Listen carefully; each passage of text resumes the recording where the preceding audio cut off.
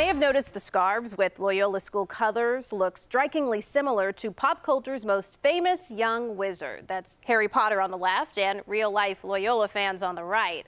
Scarfless Jeremy Ross is live from campus. And Jeremy, is there any connection between the Ramblers and Harry Potter? Well, good evening, Erica. Officially, the answer is no, but some people here may tell you otherwise. Now, the scarves have been sold out for days now. Over the past several years, they have been part of the identity for the fan base here on campus, an identity created by the need of a small school to stand out big. We usually describe it as like soccer rugby. Everybody ready? Adapted from the wizardry of the Harry Potter books and movies. The goal is really just to get the ball in the hoop. This Loyola Club Quidditch team rides on their simulated brooms. It gets pretty rough. Oh. People are talking about Gryffindor and Quidditch relating to the basketball team. We're like, hey, we talk about that all the time. Some of our opponents have used that. The threads tying the school to the movies are draped around Dr. Harry Rossi. The former president of the National Alumni Advisory Board says it is merely coincidence the maroon and gold Loyola scarves look like the cinematic ones. Shockingly, Harry Potter's were out first. Doesn't date back centuries. Do you know how long it's been a thing? Dates back to 2014. Only 5 years. Wow. Rossi says after switching leagues and during its first Missouri Valley Conference basketball tournament, Loyola was looking for something to stand out. On a whim, a colleague decided on the scarves, bought 100 online, and handed them out to fans. This is one of the original scarves. Is the scarf warm? Is it warm? Not particularly, no. Ooh. Back on the pitch, those Loyola colors run with the players, all supporting the scarves, the school, and the history bundled within. And it gives us, some uniqueness. Oh, we can tell you that these are the signs being passed around campus. You got David versus Goliath here, Believe right over here. What we cannot tell you is when those scarves will finally be back in stores. Live on campus, Jeremy Ross, CBS 2 News. Erica. Boy, scarves and Quidditch, you bring it to us all. Thank you, Jeremy. Well, turning to the weather, we're in for... The Loyola Ramblers head to San Antonio tomorrow to get ready for their Final Four matchup against Michigan. Tonight, CBS 2's Jeremy Ross caught up with one former player whose love of Loyola goes back decades. Yeah, I'm not that much of a shopper. Of all the fans rummaging through Rambler gear, that's too big. It is the head of Ed Marisich, brimming with Loyola pride. Oh, that's way too. If only the fit were as obvious as his fandom. Yeah, this one fits. The 89-year-old is attached to this year's Final Four basketball squad by passion. I let this guy in the dust. And history. I was always driving. Marisich takes us through his pictures. This is in between years. As he took to the hardwood for the Ramblers from 1948 to 1952. And like this. That's how we shot free throws, The then 5'10" point guard describes a game before the invention of the three-point line with his tallest opponent. He was 7'2", I think, or something like that. When somebody dunked a ball, it was a great feat. But the man who's a Chicagoland Sports Hall of Famer with a Most Valuable Player trophy looks up to the success of the current basketball crew. If you can make it to the last four, that's quite an accomplishment. That's fine, okay. The perfect fit for this former player would be a championship for his school. Nearly 70 years removed from his playing days, he is hoping the current team's drive ends with a victory. Loyola has an opportunity to make history. Jeremy Ross, CBS 2 News. Loyola's march to the final. We are days away from the most important college basketball game Chicago's been a part of in decades. But Naperville has been connected to one member of the team long before this Cinderella run. CBS 2's Jeremy Ross is live by the Naperville Riverwalk with more on that link. Jeremy. Well, good evening, Erica. The Ramblers head coach hails from this area, as does his family. And his family has had a major impact on this community with a footprint stretching far beyond basketball. You will see an imprint from the Mosier family. They literally built a lot of what you see. Rena Tamayo Calabrese, president and CEO of Neighbor Settlement, the city's museum, says the family built thousands of homes and donated millions throughout the years. Jim Mosier supplied lumber. He passed away years ago. You'll see his statue in downtown. That's it!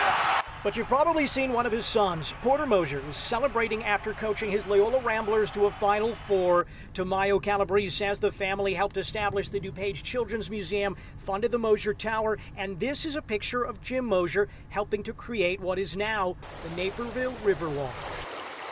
Before this year, if you asked the average Naperville person who is the most important Mosier, they probably wouldn't have said the current coach of Loyola, would they? No. Tamayo Calabrese says after Porter graduated college, he was going to work for the family business, but told his father his dream was to instead coach basketball. His father asked him to follow that dream. He is known to carry his dad's memorial card with him. It reminds him that he is everything that he is today because of his dad. And we are told that Jim got the idea for the Riverwalk that's in the area right behind us after visiting Texas. He, of course, brought it back here. Fans are, of course, hoping for his son to bring a national championship back here as well as he gets ready in Texas. Live in Naperville, Jeremy Ross, CBS 2 News. Erica. Yeah, it's all coming full circle there, Jeremy. Thank you. Well, of all the fans, none has been more faithful than the woman some call the... During the rally, the Ramblers encouraged fans to travel with them to San Antonio. Not all will make the trip, but hundreds made sure to send them loudly with pride. CBS 2's Jeremy Ross was there. Without yet winning a men's basketball championship, they are welcomed home as champs. This is super special. Should you get used to this? I can get used to this, yeah. Loyola freshman Max Krewinski basks in the basketball brilliance. This is part pep rally. So good, so good, so good. And part party. Sweet Caroline. Ba, ba, ba. Basketball fans, students, and a generation of Loyola graduates were unfamiliar with these types of victories in March. Final Four! Final Four! Let alone a trip to the Final Four until now. No one knows the cheer. La, la, la. Team chaplain Sister Jean can certainly forgive championship-starved fans after 55 years. Dante Ingram. We're playing the best basketball in the tournament right now. I think Sister Jean gave up losing for Lent. The only losing these fans are now familiar with is related to their voices. It's shaky, it's in and out, in and out. Cinderella. How do you even still have a voice from yelling? A lot of cough drops. My grandma's got me on a chicken noodle soup diet right now, so. This arena was built back in 1996, and this is the first Final Four pep rally held here, and the hope is this will be a frequent occurrence. In Gentile Arena, Jeremy Ross, CBS 2 News. We all know. Here in Chicago, organizers say more than 85,000 people rallied in Union Park, adding their voices to the national calls for stricter gun laws. CBS 2's Jeremy Ross was there. No justice! No justice! A walking wall of protest built up support and attention. No justice! No peace! This ain't just for Sandy Hook. This for the manpower in these guns, enough to have the whole planet shook. The NRA has got to go! But this ain't just for Parkland. This for the kids from Humboldt Park laying on their hands after getting hit. There was camaraderie and at times a carnival-like atmosphere at Chicago's March for Our Lives. What signs asked for, local students demanded during a rally. Please ban assault weapons. Please ban bump stocks. Please raise the minimum age for people to purchase guns. Thousands pounded the pavement here in Chicago, many here for this movement, some here for loved ones. I shouldn't have to be here. I should be home with my brother. Instead, Dahlia Aragon brings a picture of her sibling with her. Her brother Israel was shot and killed back in September of 2016, yet another victim of Chicago's gun violence. It's not all right, and there should not be such easy access to guns. We have seen these marches before. We have seen this kind of action, but we've seen inaction by lawmakers. What's different this time? I think it's interesting that what happened in Florida was a tipping point. What we're seeing are marches all across the United States. Join us. And the young people are leading them. I don't think they're losing enthusiasm. I think they're gaining enthusiasm.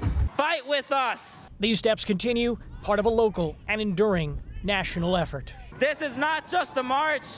This is a movement. It does not stop here. Jeremy Ross, CBS 2 News. Well, good evening, Rob. Good evening, Erica. We are talking miles away from our current location, miles away from campus. You have one bar focused on the Ramblers' success. Still, others right here are expressing their school spirit closer to home. I need to get some new stuff here. They are drawn to the racks, searching front to back. Gave away a lot of my old college t-shirts. And then now that, you know, the Ramblers are doing so well, I'm like, I need to pick up some more Loyola gear. Karen Sheely and dozens of others proudly cash in on current school spirit.